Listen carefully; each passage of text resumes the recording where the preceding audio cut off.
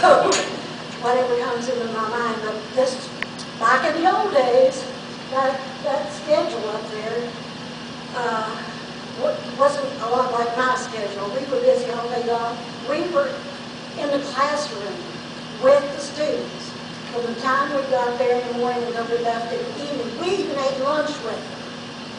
And I come down now to volunteer, and I don't come all the time because that lunchroom gets really, really loud. Those real high, squeaky voices, and they try to keep them calmed down, but they start, and then they start to talk to each other, and then they have to talk over somebody else, so it gets pretty loud again pretty fast. But we were there all day. It was really a fun time because the children in this area really like to learn. I taught the 4th grade here from about 67 to 70. And they were open to just about anything that you wanted to.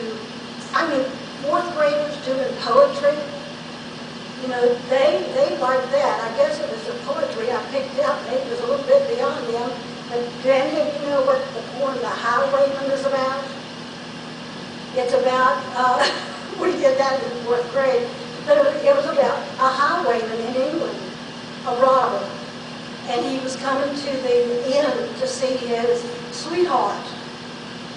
And the police were trying to catch him. And so what they did was, they were afraid that his sweetheart would warn him and he'd run away. So they put a gun against him. And he said, if you move, or if you try to warn him, the gun will die. Well, she made the gun go off so she would warn him. But they listened to that. I mean, they really listened to that. We did classical music. They liked that. You have to know what to pick out, though. We did the anvil chorus. They loved that. You know, bang, bang. And we even did Shakespeare. They dressed up in sheets, and we did Julius Caesar. And I have it on an 8 millimeter tape somewhere. I've got to get that on the disc. But this was back from the late 60s, and those people, those little kids in the 4th grade who did that, now are gray-haired. And I know they would love to see that, so I'm going to have to try to get that done for them. But I had 30-some students all day long. I can't get that out of my mind, all day long. Then I went home, and the thing was, I had the same age group children at home. So I was 24/7 with that age group.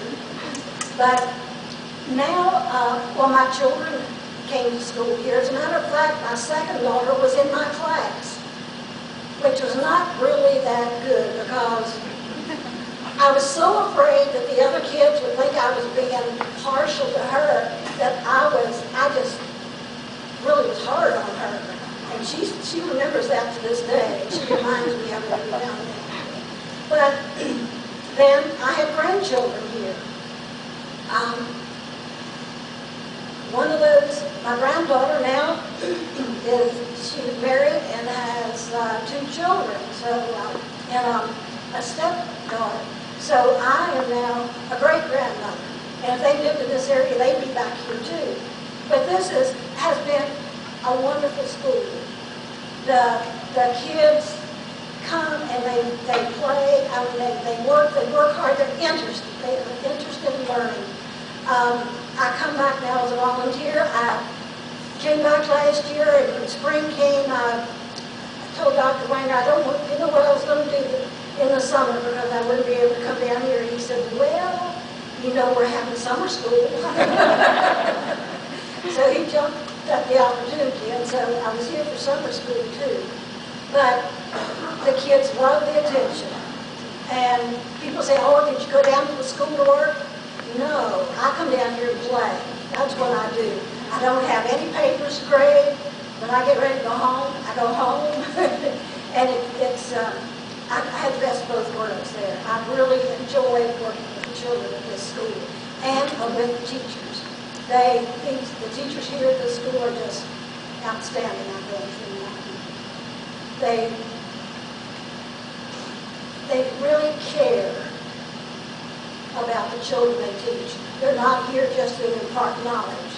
There is so much more that they get to the children in the school. And I think we are lucky to have the school and the staff that we have here.